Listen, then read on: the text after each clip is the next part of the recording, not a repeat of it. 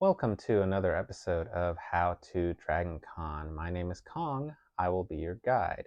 I've made a video in the past about the big must-see, must-do events, so definitely feel free to check that out. The things that I go over in there, like the parade or the night at the aquarium, I feel most people are pretty aware that those events are a big deal. And of course, you can guess that people watching and taking pictures of the amazing cosplay, that's not really a surprise either in terms of things that you can do. But there's so much more going on at the con, and I mean beyond the official programming, such as the panels that are under all the various tracks. So let me share some pro tips with you and go over 7 fun things to do at DragonCon that you probably didn't know about. The first one is what I like to call hallway magic.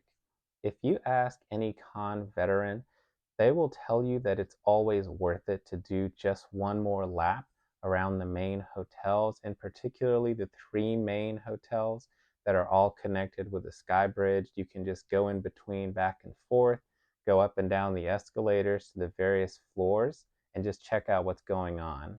The reason to do this is you never know what you're going to find. Not just costumes, but you might see little motorized cars riding around. You may see an entire swarm of dinosaurs in the inflatable costumes. Maybe a random conga line that just goes right by you, or even a dance circle where people are competing against one another. Maybe you'll run into WWE superstar Xavier Woods. I ran into him ever since I started going back in 2008, and he's pretty much there every year with a new cool costume. There's a great rush walking around, just waiting for that one cool moment that could be around the corner. You may not know what it's going to be, but if you keep going, odds are you will find something pretty cool. But if you're not out there and you're not in the right place at the right time, you will miss out on this fleeting experience. Number 2, voice actor improv. Now, I know a lot of newbies probably come to the con for the first time and they're drawn by the big media guests like the TV and movie stars.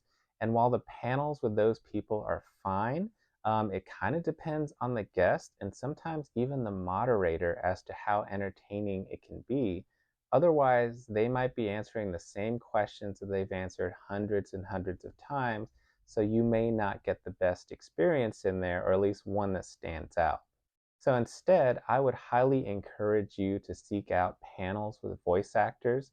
Sometimes they will do readings using their character voices that they're known for, and even switching between different characters from one scene to another. Better yet, go to the late night improv shows where these people are allowed to use a little bit more colorful language and mature themes. These have been a hoot in the past when I've gone, and just seeing these creative people have the freedom to express themselves, it really just leads to a room full of laughs.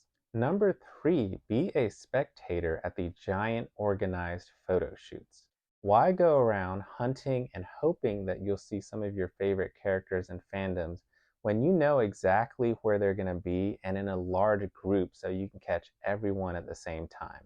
So these are going to be the fan organized photo shoots. Down below, I have a link to the 2023 photo shoot schedule just so you can see which groups are doing what at where and what time. So maybe if it works with your schedule, you can go and check it out. Now, as a note, please be aware that these people have been organizing these for a long time, and they only have usually about a 30-minute window to get all the groups organized and get the shots that they want. So please, please be respectful of the ones who organized it. Don't be that main character who jumps in front of everyone and ruins the shot just because you're trying to snap something with your phone. Give those people their space and the time. Mind the space around you. And if you stay a little bit afterwards, I'm sure a lot of the cosplayers will be glad to pose for pictures. Number 4, enjoy free snacks and drinks at the con suite. So this is a hospitality suite, and even for people who have been coming for years, they don't believe that this place exists, but I assure you it has ever since I started going. So the first thing I want to do is tell you how to find it. There's 2 ways. It is in the Hyatt Hotel. If you're coming in from the main lobby with the revolving doors, you're going to look to your left far corner, and there's going to be a little cafe there. Now, likewise, if you're coming from the Marriott through the Sky Bridge, it's going to pretty much shoot you out in that same spot. So where the cafe is, you should also see some restrooms and some stairs that you can take. The stairs are how you get to the con suite. So just go up one flight. When you come out, you'll be on the second floor and you should see a sign immediately that says con suite. So once you go inside, there will be different snacks depending on the time of day and what they have available. It is all volunteer ran, courtesy of the con, and the food in there is free. You should see staples like PB&J sandwiches or even nachos and cheese. And there's a little drink vending machine as well, so you can get some little cups and take that with you.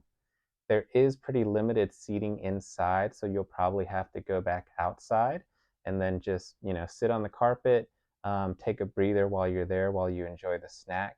Before you leave, definitely look down below and enjoy the view from the balcony. It's a very interesting perspective looking at the hustle and bustle going on the main level of the Hyatt. Number 5, go play games at the arcade. This year, they are going to bring it back into the America's Mart building number 3 in a more centralized location like it used to be in the pre-pandemic days. So whether it's old school cabinets or some of the rhythm machines over from Japan or whatever else they have on hand, you should be able to play to your heart's content for free. It's available to every badge holder and attendee of DragonCon. You may, of course, have to wait for the more popular titles, but just be patient, let everyone have their fun, and you will eventually get your turn as well. Just a note, they do close at 2 a.m. This used to be 24 hours several years ago, but just keep that in mind and don't venture over there too late. On a related note, you can also go to the board gaming area, pay a small fee, and rent out a lot of games. So whether you want to play with friends or drop in on a game and make some new friends, that's also available. And I could say pretty much the same for the PC and console gaming area. Unfortunately, I have not done either one of these things quite yet, so I can't personally speak or guide you through them. So check out the app for more information and the location. Number 6, the people of DragonCon. If you go to the con long enough, you'll start seeing some familiar faces, and they basically become staples of the event. Having an interaction with some of these folks has been incredibly memorable for me. I hope you have a similar experience if you run into any of them as well. So let me give you some examples. First, there is someone dressed as a Jawa from Star Wars that's playing chess. They have 2 chairs, a little table with a chessboard. You can usually find them on the Starbucks level of the Marriott. I will link below to a Facebook page with more information about them. I've never known all these years, but they play for charity. So if you happen to see that they don't have anyone they're playing with, feel free to go challenge them to a game, donate while you're at it, and have yourself a good time. Another example are the quest givers. It started out with just one person, but I've seen different parties do the same thing at this point. So it's a pretty simple concept. They should have some type of signage saying, hey, come and see me for a quest. So they'll give you a task to do. When you bring back proof that you've done it, you'll either get a small reward, or maybe they'll give you a follow-up bigger quest for even a bigger reward. Another example is people just kind of setting up shop in different stations on the main lobby levels of the hotels. You might see people who are playing music and starting their own little mini dance party. You could have interactive props and photo opportunities. I've even seen games of beer pong take place. So if you can interact with any of these things, it's just a really cool experience in that moment. This is actually my favorite part of the con. I'm sure there's lots of examples that I didn't list, so if you have that, please feel free to share below some of the things that you've seen and experienced yourself. And that's the beauty of DragonCon. It's not about the guests per se. It's not about promoting the latest event or thing coming out. It's not about exclusive merchandise. It is about the people, the attendees just like you, there to have a good time and hopefully there to also help you have a better time as well. Number 7, swag and seek. So this group kind of deserves its own mention. There are folks, including my wife, who gather or build little knickknacks throughout the year so that they can give it out at the convention. There's 2 ways to kind of get your hands on some of this swag that they've made. They do have an official meetup, which I believe is at 7 o'clock on Thursday night. It should go for an hour or two. and I believe it's on the first, or rather the main lobby level of the Hilton. If I'm wrong, please correct me in the comments. But odds are you may not be able to make that time. Of course, the more common way to take part in Swag and Seek is just keep an open eye out during the whole weekend. Just treat it like your own little treasure hunt. If you see something with a little note or wrapped in a little bag, they probably put it there for you to find. Okay, so look around the plants, look at different tables, look behind signs and walls. You never know what you're going to find.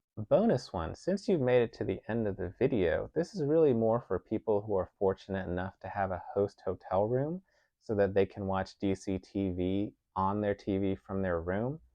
Now, while there's something to be said about attending a lot of the large events in person, if you have the ability to see some of them from your room, I would highly encourage you to do it because it's pretty fun not to wait in line, especially if you're waiting and the line gets cut off and you don't even get to go inside after all that time that you spent. Of course, your view won't be obstructed by some really large costume or helmet or hat right in front of you. So, of course, there's lots of pros to just being able to do it in your own room. Watch it from the privacy and comfort of your own chair or bed. On top of that, since you're already in your room, you might as well take a nice break to either take a nap, eat some snacks, even a second shower, because doing any or all of those things will help you feel recharged. So once you go back out, no matter what you're doing, whether it's a big event, anything that I mentioned here, or whatever else you have planned, you're going to enjoy that thing so much more when you feel fresh again. I hope some of the things that I've listed here helps you have a little more fun during your day at the con, because believe me, the fun is there. It's just waiting for you to go and discover it. So thank you for watching, and I will see you at the con.